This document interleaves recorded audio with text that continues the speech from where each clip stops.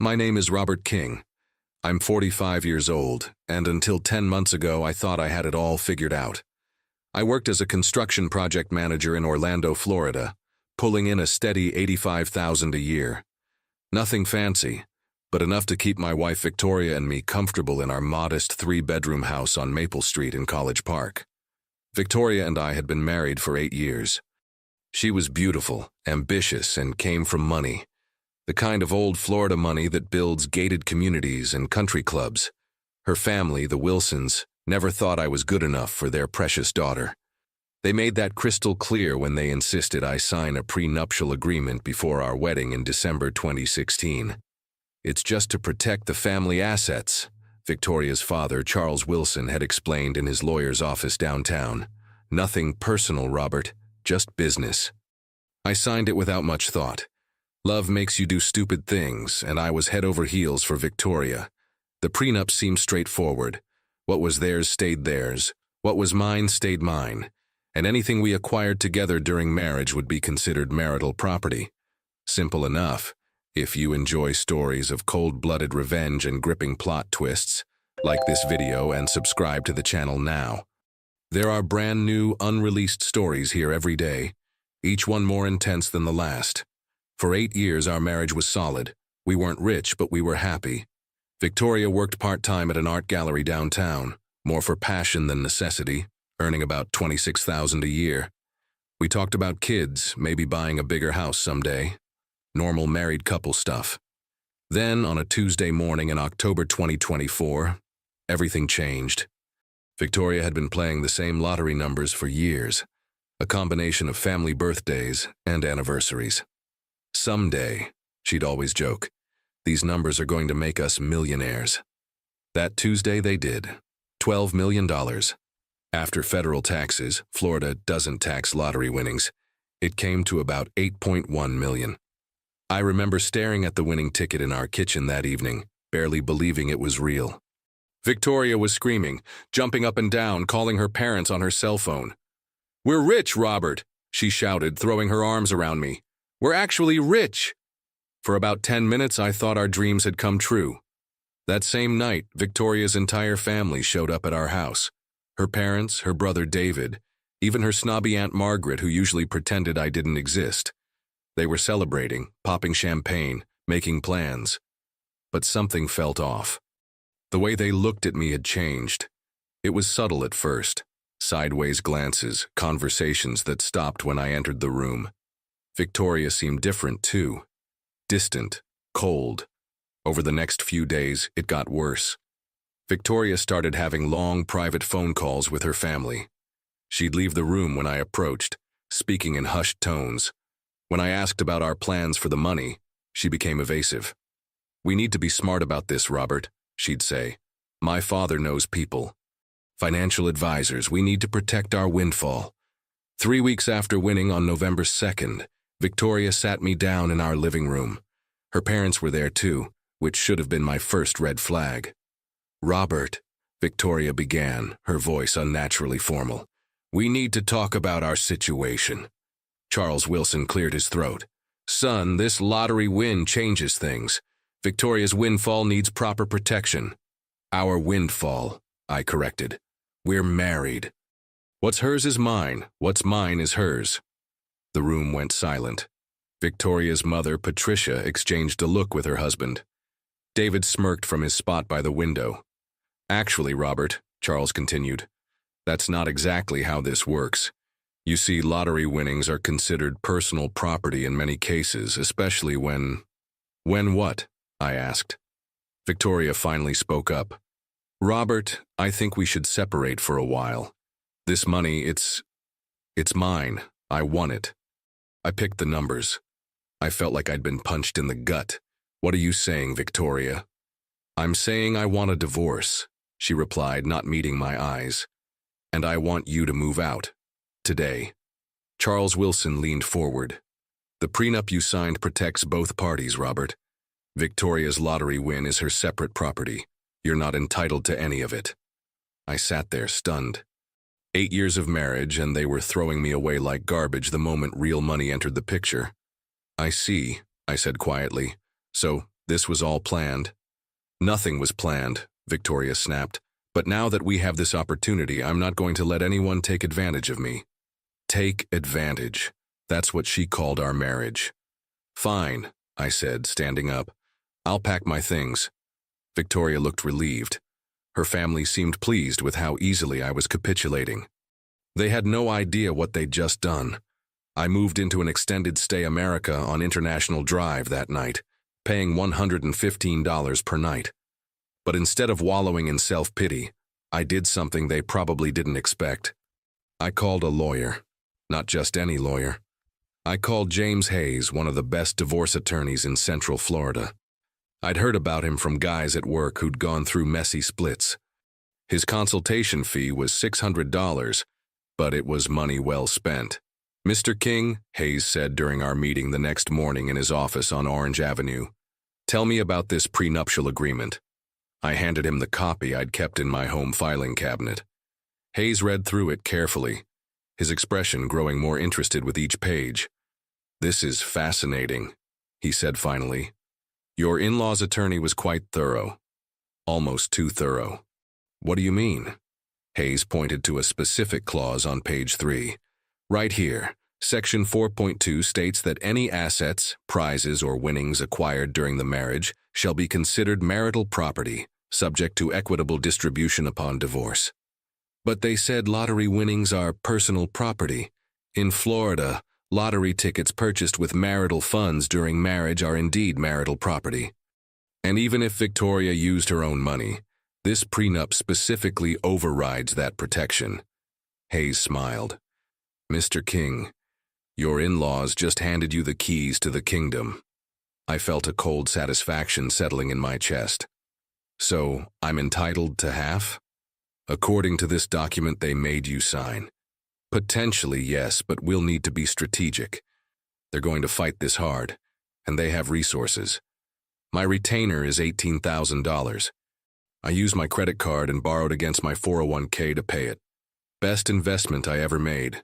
Over the next 2 weeks, Victoria and her family made their intentions clear. They hired the most expensive divorce lawyer in Orlando, a shark named Bradley Morrison who specialized in protecting wealthy clients' assets. His hourly rate was $950.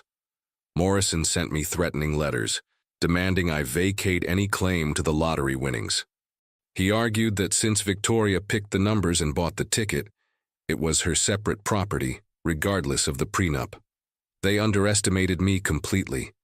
They saw a working-class guy who'd roll over and accept whatever scraps they threw him. They were wrong. Hayes and I worked methodically through November and December. We documented everything, when the ticket was purchased, what account the money came from. Even the fact that Victoria had been using our joint Wells Fargo checking account to buy lottery tickets for years. But the real breakthrough came when Hayes discovered something beautiful in Florida state law. Robert, he said during one of our strategy sessions in late December, Florida Statute 61.075 is very clear about lottery winnings acquired during marriage. Unless there's a specific agreement stating otherwise, they're marital assets. But didn't the prenup exclude them? Hayes grinned. That's the beautiful irony. The prenup your in-laws forced you to sign actually strengthens your claim. They specifically included language about any prizes or winnings being marital property. They were so worried about protecting their existing wealth, they accidentally gave away rights to future windfalls. Meanwhile, Victoria was living it up. She bought a new BMW X5 for $87,000 in November, designer clothes, and put a deposit on a waterfront condo in Winter Park for $750,000. Her social media was full of photos from expensive restaurants like the Ravenous Pig and luxury shopping trips to mall at Millennia. She was spending our money like it was going out of style, and social media was documenting everything. The divorce proceedings began in earnest in January 2025. Morrison, Victoria's attorney, came out swinging. He filed motions to dismiss my claims, arguing that I was a gold digger trying to exploit a legal loophole. During our first court appearance at the Orange County Courthouse on January 15th, Morrison was cocky. He strutted around in his $2,000 Armani suit, making snide comments about opportunistic spouses to anyone who'd listen. Your Honor, Morrison argued. Mr. King is attempting to claim half of winnings that his estranged wife earned through her own luck and intuition. The lottery ticket was purchased with Mrs. King's personal funds, using numbers she selected based on her family's significant dates. This is clearly separate property. Judge Patricia Henderson listened patiently. She was known for being thorough and fair, with 18 years on the bench in family court. Hayes stood up for our response. Your Honor, Florida law is clear on this matter. But more importantly, the prenuptial agreement that Mr. Morrison's clients insisted upon specifically states that any prizes or winnings acquired during marriage are marital property. Morrison scoffed. That clause was intended to cover things like small casino winnings or raffle prizes, not a $12 million lottery jackpot. The document says any prizes or winnings, Your Honor, Hayes replied calmly. It doesn't specify an amount limit. Judge Henderson requested copies of all documents. The hearing was adjourned for 2 weeks to allow her time to review everything. Victoria was furious. I heard through mutual friends that she'd been screaming at her parents, blaming them for the prenup language. The Wilson family was starting to panic. They tried to settle out of court in early February. Charles Wilson called me directly on my cell phone, something he'd never done in 8 years of marriage. Robert, let's be reasonable here, he said. We'll offer you $1.2 million to walk away clean. That's more money than you've ever seen. I'll think about it, I replied, though I'd already made up my mind. 2 days later, Victoria herself showed up at my extended stay motel room. She looked different, tired, stressed. The constant partying was taking its toll. Robert, please, she begged. We can work this out. I was scared, okay? The money, it overwhelmed me. My family got in my head. Scared of what, Victoria? Sharing our good fortune? I'll give you $3.2 million, she said desperately. $3.2 million, Robert. We can both start fresh. I looked at my wife of 8 years, this woman I'd once loved completely, and felt nothing but pity. It was never about the money, Victoria. It was about respect. She left crying. I almost felt sorry for her. Almost. The discovery phase in February and March revealed just how badly they'd miscalculated. Hayes subpoenaed all of Victoria's financial records, showing she'd been using our joint account to buy lottery tickets for years. We had documentation going back to 2019 proving it was a pattern of marital spending. More damaging was what Morrison had advised Victoria to do with the money. Instead of keeping it separate, she'd been spending it freely, mixing it with other marital funds. In legal terms, she'd commingled the asset, which further strengthened our claim. But the real nail in the coffin came when Hayes discovered Morrison had made a critical error. In his haste to file preliminary motions in November, he'd actually acknowledged in court documents that the lottery ticket was purchased during the marriage with marital funds. He just destroyed his own case, Hayes told me, barely containing his glee. Morrison's so used to bullying people into settlements, he got sloppy. The final hearing was scheduled for April 18, 2025. As the date approached, the Wilson family's desperation became obvious. They hired a private investigator to dig up dirt on me. They found nothing. I'd lived a clean life. They tried to claim I'd been emotionally abusive, hoping to reduce my settlement. Victoria gave a deposition claiming I'd been controlling and manipulative. The problem was, they had no evidence. No police reports, no medical records, no witnesses. It was pure fabrication. Hayes demolished their claims with phone records showing Victoria had been the one making all the major financial decisions during our marriage. Bank statements proved I'd never controlled her access to money. Her own social media posts showed her living freely and happily throughout our marriage. 3 days before the hearing, Morrison made one final settlement offer, $4.5 million. It's a good offer, Robert, Hayes advised. Taking this to trial is always a risk, even with our strong case. I shook my head. This isn't about maximizing money, James, it's about justice. The night before court, I couldn't sleep in my motel room. I kept thinking about how this all started, with a prenup designed to keep me from their precious family money. The irony was beautiful. Their own greed and paranoia had become the weapon that would defeat them.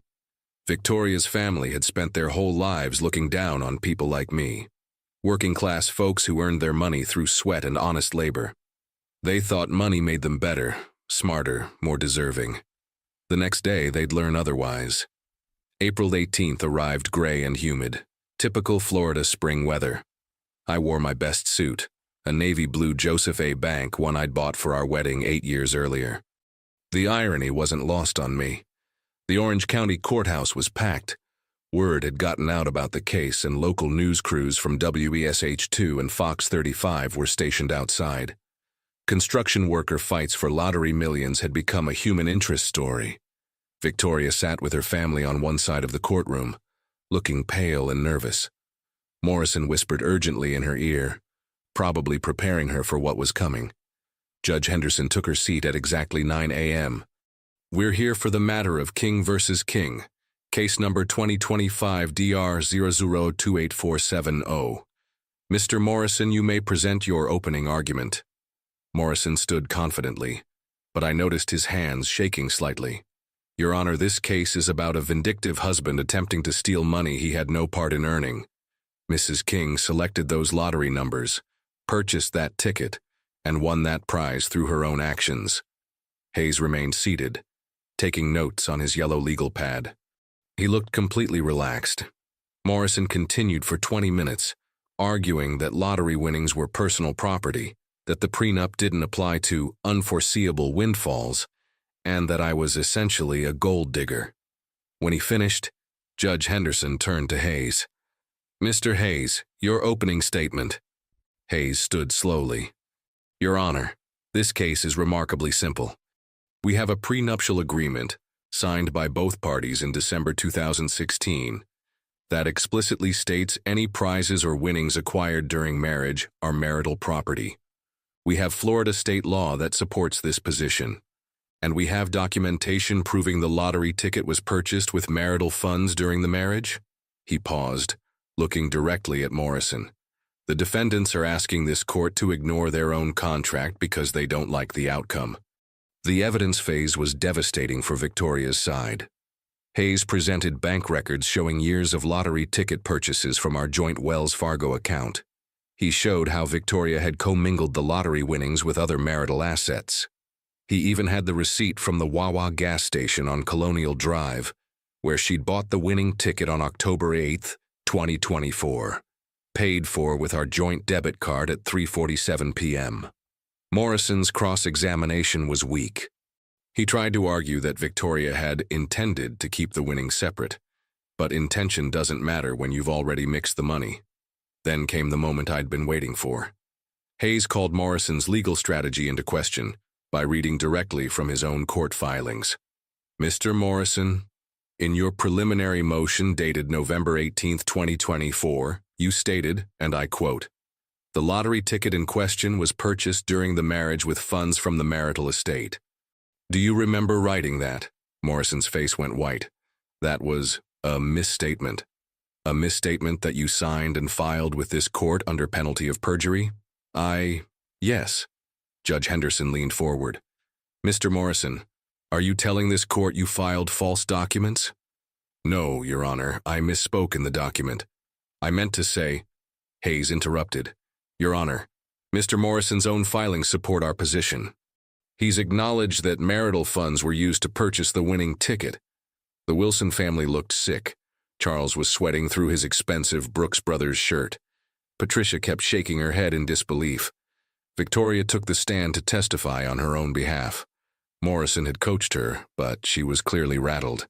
"Mrs. King," Hayes began his cross-examination, "you've testified that you always intended to keep any lottery winnings as separate property. Is that correct?" "Yes." "Then why did you deposit the entire $7.2 million into your personal checking account at Bank of America, which you've been using to pay marital expenses?" Victoria stammered. I needed somewhere to put it." "You have a separate account at SunTrust Bank, correct? An account your husband has never accessed?" "Yes, but an account with over $63,000 in it, correct?" "Yes." "So you had somewhere to keep the money separate, but you chose not to. Instead, You mixed it with marital funds and began spending it freely, correct? Victoria looked at Morrison desperately, but he couldn't help her. I guess so. Hayes pulled out her BMW purchase agreement from Brickell BMW. You bought this car on November 15, 2024, 5 days after depositing the lottery winnings, correct? Yes. For $87,000? Yes. Using lottery money? Yes. Did you consult with your husband about this major purchase? We were separated. Ma'am, you didn't file for divorce until November 20th, 2024. You were still legally married when you bought this car. So I'll ask again, did you discuss this purchase with your husband? No. Judge Henderson recessed for lunch at 12:30 p.m. In the hallway, Charles Wilson approached me one final time. Robert, this is madness.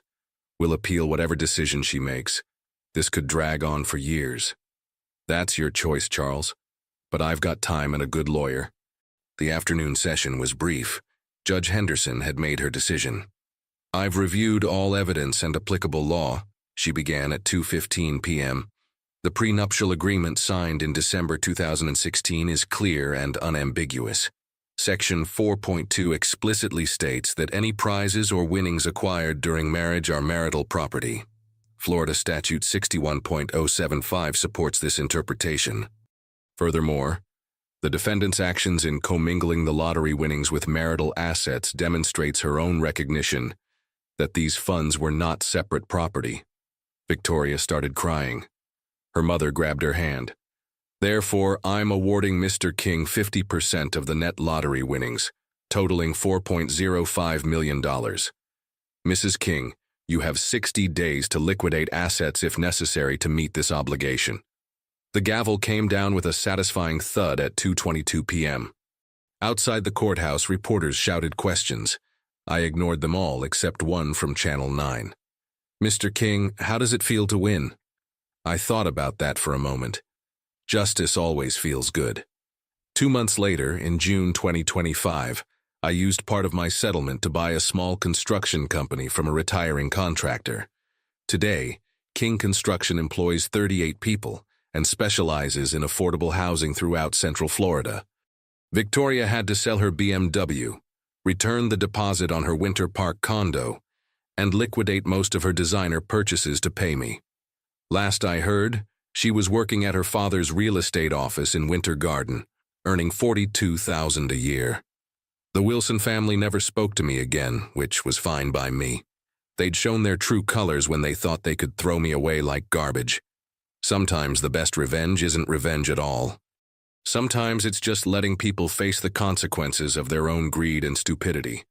They created the weapon that destroyed them. I just had the dignity to use it. If you enjoyed this story, like this video and leave a comment telling me what you thought. And if you're not already subscribed to the channel, please subscribe and hit the notification bell to get alerts for new stories like this one. Thanks for watching, and I'll see you next time.